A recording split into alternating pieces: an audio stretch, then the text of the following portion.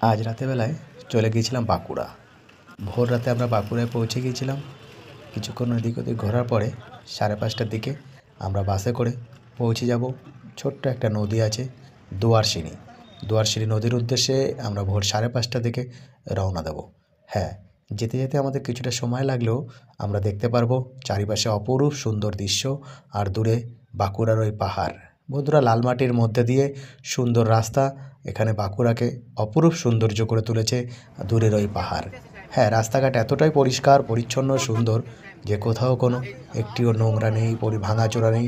রাস্তাঘাট খুবই সুন্দর। দুয়ারশিনি নদীর সামনে আমরা চলে এসেছি। অপরূপ সুন্দর এই দুয়ারশিনি।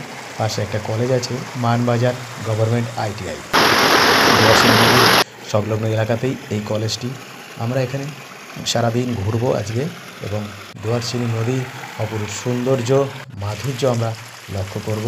ছোট ছোট ঝর্ণার মতন এখানে দুয়ারশিনি নদীতে দেখা যাচ্ছে। পাহাড়ের পাথরের গায়ে জলের বাড়ি লেগে সুন্দর একটি ঝর্ণার দৃশ্য আমরা দেখতে পাবো। চারিদিকে অপরূপ সুন্দর এই দুয়ারশিনি নদী, লাল লাল ছোট ছোট পাথর।